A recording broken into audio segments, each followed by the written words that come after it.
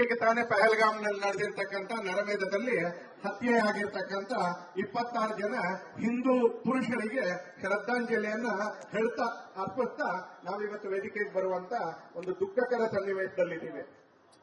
ಈ ದೇಶದಲ್ಲಿ ಹತ್ಯೆಗಳು ಅನೇಕ ಕಾರಣಗಳಿಗೆ ನಡೆದಿದ್ದಾವೆ. ವೃತ್ತಿ ಕಾರಣಕ್ಕೆ ಹತ್ಯೆ ನಡೆಯುತ್ತೆ, ವ್ಯಕ್ತಿಗತ ವೈಷಮ್ಯಗಳ ಕಾರಣಕ್ಕೆ ಹತ್ಯೆ ನಡೆಯುತ್ತೆ, ಗ್ರಾಮಗಳ ನಡುವಿನ ಸಂಘರ್ಷದ ಕಾರಣಕ್ಕೆ ಹತ್ಯೆ ನಡೆಯುತ್ತೆ. ಆದರೆ ನೂರಾರು ವರ್ಷಗಳ ನಂತರ ಈ ದೇಶದಲ್ಲಿ ನಡೆದಿದೆ ಮಧ್ಯದಲ್ಲಿ. ಆದರೆ ಇಷ್ಟು ದೊಡ್ಡ ಪ್ರಮಾಣದಲ್ಲಿ ಹಿಂದೂ ಅನ್ನುವ ಏಕೈಕ ಕಾರಣಕ್ಕೆ ಇವತ್ತು ನಮ್ಮ ದೇಶದಲ್ಲಿ ಮತ್ತೆ ತುಂಬಾ ವರ್ಷಗಳ ನಂತರ 26 ಜನ ಸಾರ್ವಜನಿಕರ ಹತ್ಯೆ ನಡೆದಿದೆ. ಪ್ರಭು ರಾಮಚಂದ್ರನಿಗೆ ಭಕ್ತಿಯನ್ನ ತೋರ್ಪಡಿಸ್ತಾ ಪ್ರಭು ಶ್ರೀರಾಮಚಂದ್ರ ಅನ್ಯಾಯದ ವಿರುದ್ಧ ಸಂಘರ್ಷಕ್ಕೋಸ್ಕರ ರಾವಣ ಅಪಹರಿಸಿದ್ದು ರಾಮಚಂದ್ರನ ಪತ್ನಿಯನ್ನ, ಪ್ರಭು ಶ್ರೀರಾಮಚಂದ್ರನ ಪತ್ನಿಯನ್ನ.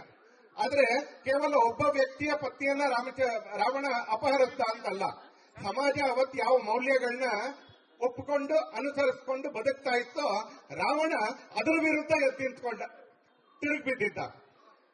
ರಾವಣ ತುಂಬಾ ಓದ್ದವನು, ರಾವಣ ತುಂಬಾ ದೈವಭಕ್ತ, ತುಂಬಾ ದೊಡ್ಡ ಶಿವಭಕ್ತ, ತುಂಬಾ ದೊಡ್ಡ ದೈವಭಕ್ತ, ಅನೇಕ ವರಗಳು ಕೂಡ ಅವನಿಗೆ ಸಿಕ್ಕಿತ್ತು. ಆದ್ರೆ ಯಾವಾಗ ಅವನ ದಾರಿ ತಪ್ಪದ್ನೋ ಪ್ರಭು ಶ್ರೀರಾಮಚಂದ್ರ ಎಲ್ಲರ ಸಹಾಯವನ್ನ ತಗೊಂಡ ಅಂತಾನೆ. ಬರೀ ಸೈನ್ಯದಲ್ಲ, ಬರೀ ಸೈನ್ಯ ಮಾತ್ರ ತಗೊಂಡಿದ್ದಿದ್ರೆ ಯಶಸ್ವಿನೂ ಆಗ್ತಾ ಇರಲಿಲ್ಲ. ಆದ್ರೆ ಸೈನ್ಯದ ಜೊತೆಗೆ ಅಲ್ಲಿರ್ತಕ್ಕಂಥ ಎಲ್ಲ ಸಣ್ಣ ಸಣ್ಣ ವ್ಯಕ್ತಿಗಳ ಸಹಾಯವನ್ನ ತಗೊಳ್ತಾ, ಪಕ್ಷಿಗಳು, ಪ್ರಾಣಿಗಳು, ಅಲ್ಲಿರ್ತಕ್ಕಂಥ ಬೇಡರು, ಅಲ್ಲಿರ್ತಕ್ಕಂಥ ಮಹಿಳೆಯರು, ತಾಯಂದರು, ಶಬರಿ, ಈ ತರದ ಎಲ್ಲರ ಸಹಾಯವನ್ನ ತಗೊಳ್ತಾ ರಾವಣನ ವಿರುದ್ಧ ಸಂಘರ್ಷವನ್ನ ಸಾರ್ತಾನೆ. ರಾವಣನ ವಧೆಯ ಸಂಕಲ್ಪವನ್ನ ರಾಮ ಸ್ವೀಕರಿಸ್ತಾನೆ. ಅಂತಿಮವಾಗಿ ರಾಮ ಇಡೀ ಸಮಾಜದ ಸಹಾಯವನ್ನ ತಗೊಂಡು, ಇಡೀ ಸಮಾಜದ ಸಹಕಾರವನ್ನ ತಗೊಂಡು ರಾವಣ ವಧೆಯಲ್ಲಿ ಯಶಸ್ವಿ ಆಗ್ತಾನೆ. ರಾವಣ ವಧೆಯಲ್ಲಿ ರಾಮಾಯಣ ಅಲ್ಲಿನ ಮಟ್ಟಿಗೆ ಮುಕ್ತಾಯ ಆಗುತ್ತೆ ಒಂದ್ಸಲಿ. ಆ ನಂತರದ್ದು ನಾವೇ ನೋಡಿದಾಗೆ ರಾಮರಾಜ್ಯ. ಇಲ್ಲಿರ್ತಕ್ಕಂಥ ಎಲ್ಲರೂ ನೆನ್ಪಿಟ್ಕೊಂಡಿರ್ಬೇಕು, ರಾಮರಾಜ್ಯ ಸಕ್ಕರೆ ತಿಂತ ತಿಂತ ತಿಂತ ತಿಂತ ಸಿಗೋದಿಲ್ಲ. ರಾಮರಾಜ್ಯ ಅಧಿಕಾರದಲ್ಲಿರ್ತಕ್ಕಂಥ ಕೆಲವರನ್ನ ನಂಬಿಕೊಂಡು ಸಿಗ್ತಾ ಇರೋದಿಲ್ಲ. ಯಾಕಂದ್ರೆ ಅಧಿಕಾರದಲ್ಲಿರ್ತಕ್ಕಂಥವ್ರು ನೊಬೆಲ್ ಶಾಂತಿ ಪ್ರಶಸ್ತಿ ತಗೊಳಕ್ಕೆ ಏನ್ ಮಾಡಬೇಕೋ ಆ ದಿಕ್ಕಿನಲ್ಲಿ ಹೊರಟಿದ್ದಾರೆ. ರಾಮರಾಜ್ಯ ಪೊಲೀಸರನ್ನ ನೆಚ್ಕೊಂಡು ಕೂಡ ಸಿಗೋದಿಲ್ಲ. ಯಾಕಂದ್ರೆ ಇವತ್ತಿನ ಪೊಲೀಸರು ಪಾಕಿಸ್ತಾನದ ಧ್ವಜವನ್ನ ಸುಡ್ಲಿಕ್ಕೆ ಸಂಸದರಿಗೆ ಅನುಮತಿ ತಗೊಳ್ಬೇಕು ಅಂತ ಹೇಳುವಷ್ಟು ಬಂಡರಿದ್ದಾರೆ. ಇವತ್ತಿನ ಪೊಲೀಸರು ಗುಲ್ಬರ್ಗಾದಲ್ಲಿ ಪಾಕಿಸ್ತಾನದ ಧ್ವಜ ಯಾವುದು, ಮುಸಲ್ಮಾನರ ಧ್ವಜ ಯಾವುದು ಅಂತ ಗೊತ್ತಿಲ್ಲದೆ ಇತ್ತು ಅಷ್ಟು ಮಟ್ಟಿಗೆ ಒಂದ ಮುಗ್ಧರಿದ್ದಾರೆ, ಇಲ್ಲ ದಡ್ಡರಿದ್ದಾರೆ, ಇಲ್ಲ ಬಂಡರಿದ್ದಾರೆ. ಅಲ್ಲಿ ಬಜರಂಗ ದಳದ ಕಾರ್ಯಕರ್ತರನ್ನ ಅರೆಸ್ಟ್ ಮಾಡ್ತಾರೆ ಪಾಕಿಸ್ತಾನದ ಧ್ವಜವನ್ನ ತುಳಿದಿದ್ದಕ್ಕೆ. ಮತ್ತೇನು ಭಾರತ ಧ್ವಜ ತೊಳಿಬೇಕಾ? ಭಾರತದಲ್ಲಿ ಭಗವದ್ ಧ್ವಜ ತೊಳಿಬೇಕಾ? ಭಾರತದ ಸಂಸದರು ಪಾಕಿಸ್ತಾನ ಧ್ವಜ ಅಲ್ಲದೆ ಇನ್ನೇನೇನು ಸುಟ್ಟು ಹಾಕ್ಬೇಕು ನಾವು ಅಂತ. ಪಾಕಿಸ್ತಾನದ ಧ್ವಜವನ್ನ ಪಹಲ್ಗಾಮ್ನ ನರಭೇದದ ಹಿನ್ನೆಲೆಯಲ್ಲಿ ನಾವೇನೋ ದಿನ ಬೆಳಿಗ್ಗೆ ಆದ್ರೆ ನಮಗೇನು ಬೇರೆ ನೌಕರಿ ಇಲ್ಲ, ಪಾಕಿಸ್ತಾನದ ಧ್ವಜ ಸುಡಬೇಕು ಅಂತ ಏನು ಹೊರಟಿರ್ಲಿಲ್ಲ. ನಮಗೂ ಮಾಡ್ಲಿಕ್ಕೆ ಅನೇಕ ಒಳ್ಳೆ ಕೆಲಸಗಳಿದೆ, ಅನೇಕ ಜನಹಿತಕಾರಿಯಾಗಿರ್ತಕ್ಕಂಥ ಕೆಲಸಗಳಿದೆ. ಆದ್ರೆ ಪಹಲ್ಗಾಮ್ ಅಲ್ಲಿ ನಡೆದಿದ್ದು ಯಾರೋ ರಸ್ತೆಯಲ್ಲಿ ಹೋಗ್ತಾ ಇದ್ದಂತ 4 ಜನರ ಹತ್ಯೆ ಅಲ್ಲ. ಇಸ್ಲಾಮಿಕ್ ಭಯೋತ್ಪಾದಕತೆಯ ಇನ್ನೊಂದು ಕರಾಳ ಮುಖದ ಪ್ರದರ್ಶನವನ್ನ ಪಹಲ್ಗಾಮ್ ತೋರಿಸಿದೆ ಅಂತ ಅಮೆರಿಕದ ತಜ್ಞರು ಹೇಳ್ತಾರೆ. ನಾವಲ್ಲ, ಬಿಜೆಪಿ ಕಾರ್ಯಕರ್ತರಲ್ಲ, ಬಜರಂಗ ದಳದ ಕಾರ್ಯಕರ್ತರಲ್ಲ, ಅಮೆರಿಕದ ಪ್ರಮುಖರು ಹೇಳ್ತಾರೆ ಇಸ್ಲಾಮಿಕ್ ಕ್ರೌರ್ಯದ ಇನ್ನೊಂದು ಮುಖ ತೋರಿಸಿದೆ ಅಂತ ಅಮೆರಿಕದ ಪ್ರಮುಖರು ಟ್ವೀಟ್ ಮಾಡ್ತಾರೆ ಅಂತಲೇ. ಪಾಕಿಸ್ತಾನದಿಂದ ಪ್ರೇರಿತಗೊಂಡು ಭಾರತದ ಒಳಗೆ ಬಂದು ಒಬ್ಬೊಬ್ಬನನ್ನು ಹುಡುಕಿ ಅವನತ್ರ ಆತ ಹಿಂದೂ ಅನ್ನೋದನ್ನ ಖಾತ್ರಿ ಮಾಡಿಕೊಂಡು, ಅವನು ಹಿಂದೂ ಅಂತ ಖಾತ್ರಿ ಆದ್ಮೇಲೆ ಅಕಸ್ಮಾತ್ ಹಿಂದೂ ಅನ್ನೋದನ್ನ ಖಾತ್ರಿ ಆಗ್ಲಿಲ್ಲ ಅಂತ ಹೇಳಿದ್ರೆ ಶಾರೀರಿಕವಾಗಿ ಅವನನ್ನು ಪರೀಕ್ಷೆ ಮಾಡಿ ಅವನ ಹೆಂಡತಿ ಮಕ್ಕಳ ಎದುರುಗಡೆ ಒಬ್ಬೊಬ್ಬನಿಗೂ ಕೂಡ ನೀನೊಬ್ಬ ಹಿಂದೂ ಅಂತ ಗುಂಡು ಹೊಡಿಲಕ್ಕಾಗತ್ತ. ಯಾರು? ಅಲ್ಲಿಯವರದೇ ಸಹಕಾರದಿಂದ ಭಯೋತ್ಪಾದಕರಾಗಿ ಪಾಕಿಸ್ತಾನದಿಂದ ಬಂದಂತ ಇನ್ನೊಂದಿಬ್ರು ಭಯೋತ್ಪಾದಕರು. ಆದ್ರೆ ನೆನ್ಪಿಟ್ಕೊಳ್ಬೇಕು, ಸೋಷಿಯಲ್ ಮೀಡಿಯಾದಲ್ಲಿ ಬಹಳ ಸಂಗತಿ ಅಲ್ಲ, ಅಲ್ಲಿರೋರೆಲ್ಲ ಒಳ್ಳೆಯವರು. ಹೌದು, ಒಳ್ಳೆಯವರೇ. ಎಲ್ಲಿವರೆಗೆ ನಮ್ಮನೆ ಸುಡೋದಿಲ್ವೋ ಅಲ್ಲಿವರೆಗೆ ಎಲ್ಲರೂ ಕೂಡ ಒಳ್ಳೆಯವರಾಗಿ ಕಾಣಿಸ್ತಾ ಇರ್ತಾರೆ. ಯಾವತ್ ನಮ್ಮನೆ ಸುಡುತ್ತೋ ಅವಾಗ ಹಣೆ ಬರ ಗೊತ್ತಾಗುತ್ತೆ. ಸ್ಥಾನೀಯರ ಸಹಕಾರ ಇಲ್ಲದೆ, ಪೂಜ್ಯ ಸ್ವಾಮೀಜಿಗಳಿಗೆ ನಾನು ಹೇಳ್ತಾ ಇದ್ದೇವೆ ಅಂತಾನೆ, ಸ್ಥಾನೀಯರ ಸಹಕಾರ ಇಲ್ಲದೆ ಈ ತರದ ಘಟನೆಗಳು ನಡೆಯಕ್ಕೆ ಸಾಧ್ಯವೇ ಇಲ್ಲ. It is just impossible. ಸ್ಥಾನೀಯರ ಸಹಕಾರ ಇಲ್ಲದೆ, ಸ್ಥಾನೀಯರ ಸಂಪೂರ್ಣವಾಗಿರ್ತಕ್ಕಂಥ ಸಹಕಾರದ ಜೊತೆಗೆ ಪಾಕಿಸ್ತಾನದಿಂದ ಬಂದಿರತಕ್ಕಂಥ ಭಯೋತ್ಪಾದಕರು, ಸ್ಥಾನೀಯವಾಗಿರ್ತಕ್ಕಂಥ ಭಯೋತ್ಪಾದಕರು ಹಿಂದೂ ಅನ್ನುವ ಕಾರಣಕ್ಕೆ 26 ಜನ ಪುರುಷರನ್ನ ಹತ್ಯೆ ಮಾಡ್ತಾರೆ. ಇವತ್ತು ರಾಮನ ಹೆಸರಿನಲ್ಲಿ ಶೋಭಾಯಾತ್ರೆಗೆ ಪಾಲ್ಗೊಳ್ಳಿಕ್ಕೆ ಬಂದಿರತಕ್ಕಂತ ಎಲ್ಲರೂ ಕೂಡ ನಾವು ಎಲ್ಲ ರಾಮ ಭಕ್ತರು, ಎಲ್ಲ ಬಜರಂಗದಲಿಯ ಭಕ್ತರು ಇದನ್ನ ನೆನ್ಪಿಟ್ಕೊಳ್ಬೇಕು. ಅಲ್ಲಿ ಕೇವಲ 26 ಭಾರತೀಯರ ಹತ್ಯೆ ಆಗ್ಲಿಲ್ಲ. ನಾವು ನೆನ್ಪಿಟ್ಕೊಳ್ಬೇಕು, ಅಲ್ಲಿ 26 ನಮ್ಮ ಕೆಲವು ನಾಚಿಕೆಗೆಟ್ಟ ನಮ್ಮ ರಾಜಕಾರಣಿಗಳಿದ್ದಾರೆ, ಕರ್ನಾಟಕದ್ದು ಸೇರಿಸಿ ಟ್ವೀಟ್ ಮಾಡ್ತಾರೆ ಟೂರಿಸ್ಟ್ಗಳ ಹತ್ಯೆ ಆಯ್ತು ಅಂತ. ಟೂರಿಸ್ಟ್ಗಳ ಹತ್ಯೆ ಆಗಿದ್ರೆ ಅಲ್ಲೇ ಮಾಡಬೇಕು ಅಂತಿಲ್ಲ, ಎಲ್ಲಿ ಬೇಕಾದ್ರೂ ಮಾಡ್ಬೋದ.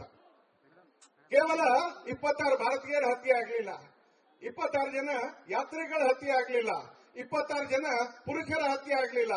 26 ಹಿಂದೂ, 26 ಭಾರತೀಯ, 26 ಯಾತ್ರಿ, 26 ಪುರುಷರ ಹಲ್ಲೆಯನ್ನ ಇವತ್ತು ರಾಮರಾಜ್ಯದ ಕಡೆಗೆ ಒಂದೊಂದೇ ಹೆಜ್ಜೆ ಹಾಕ್ತಾ ಇರತಕ್ಕಂಥ ಭಾರತದಲ್ಲಿ ಮಾಡುವಂತ ದಾರ್ಷ್ಟ್ಯ ಮತ್ತು ಅವರಿಗೆ ಮಾನಸಿಕವಾಗಿ, ಶಾರೀರಿಕವಾಗಿ, ವ್ಯಾವಹಾರಿಕವಾಗಿ ಸಹಕಾರಿಯಾಗಿ ನಿಲ್ತಕ್ಕಂಥ ಒಂದು ಬಹುದೊಡ್ಡ ವರ್ಗ ನಮ್ಮ ದೇಶದಲ್ಲಿದೆ. ಇವತ್ತಿನ ಶೋಭಾಯಾತ್ರೆ ಅಂತ ಎಲ್ರಿಗೂ ಕೂಡ ಎಚ್ಚರಿಕೆ ಗಂಟೆಯನ್ನ ನಾವು ಎದ್ದಿದ್ದೀವಿ. ಪ್ರಭು ಶ್ರೀರಾಮಚಂದ್ರ ಯಾವ ರೀತಿಯಲ್ಲಿ ರಾವಣ ವಧೆ ಮಾಡಿದ ಹಾಗೆ ನಮಗೂ ಕೂಡ ಅನ್ಯಾಯದ ವಿರುದ್ಧ ಸಂಘರ್ಷ ಮಾಡ್ಲಿಕ್ಕೆ ಬರುತ್ತೆ. ನಮಗೆ ಅನ್ಯಾಯದ ವಿರುದ್ಧ ತೊಡೆ ತಟ್ಟಲಿಕ್ಕೆ ಬರುತ್ತೆ, ಅನ್ಯಾಯದ ವಿರುದ್ಧ ನಮಗೂ ತೋಳೆ ಎತ್ತಲಿಕ್ಕೆ ಬರುತ್ತೆ.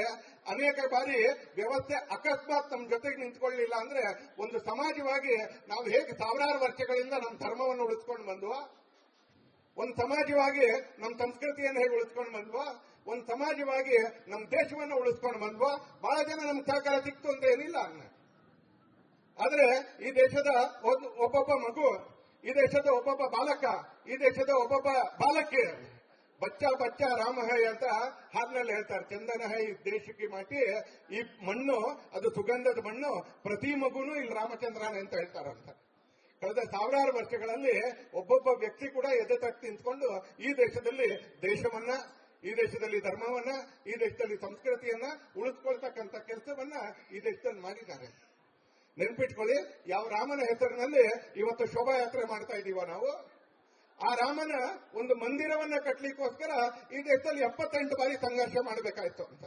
ಆದ್ರೆ ಹಿಂದೂ ಸಮಾಜ ಯಾವಾಗಾದ್ರೂ ಸುಸ್ತಾಗಿ ಸ್ವಲ್ಪ ದಿನ ಸುಮ್ಮನೆ ಕೂತ್ಕೊಳ್ತೇವೆ ಹೊರತು ಸೋತ್ ಯಾವಾಗ್ಲೂ ಹಿಮ್ಮೆಟ್ಲಿಲ್ಲ. ಇಲ್ಲಿ ಕುತ್ಕೊಂಡಿರ್ತಕ್ಕಂಥ, ಇಲ್ಲಿ ನಿಂತಿರ್ತಕ್ಕಂಥ, ಇಲ್ಲಿ ಬಂದಿರ್ತಕ್ಕಂಥ ಎಲ್ಲ ಹಿಂದೂ ಬಾಂಧವರು ನೆನ್ಪಿಟ್ಕೊಳ್ಬೇಕಾಗಿರ್ತಕ್ಕಂಥದ್ದು ಆ 78 ಸಂಘರ್ಷದಲ್ಲಿ. 90ರ ದಶಕದಲ್ಲಿ ನಡೆದಿದ್ದು 78 ಸಂಘರ್ಷ.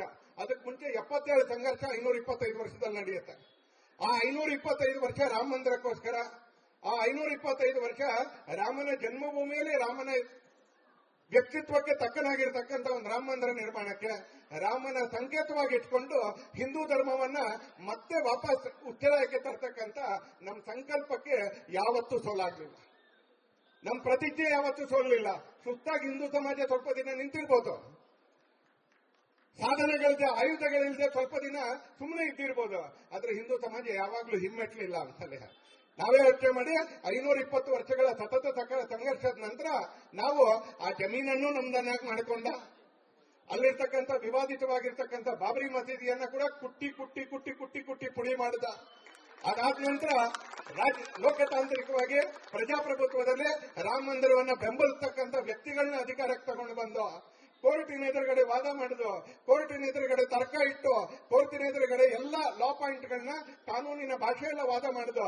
ಕಡೆಗೆ ಕೋರ್ಟ್ನಲ್ಲಿ ಲೀಗಲಿ, ಪ್ರಜಾಪ್ರಭುತ್ವದಲ್ಲಿ ಲೋಕತಾಂತ್ರಿಕವಾಗಿ ಮೈದಾನದಲ್ಲಿ ಸಂಘರ್ಷ ಮಾಡ್ತಾ ಇಲ್ಲಿ ಕುತ್ಕೊಂಡಿರ್ತಕ್ಕಂಥ ನಾವೆಲ್ಲರೂ ನೆನಪು ಮಾಡ್ಕೊಳ್ಬೇಕು.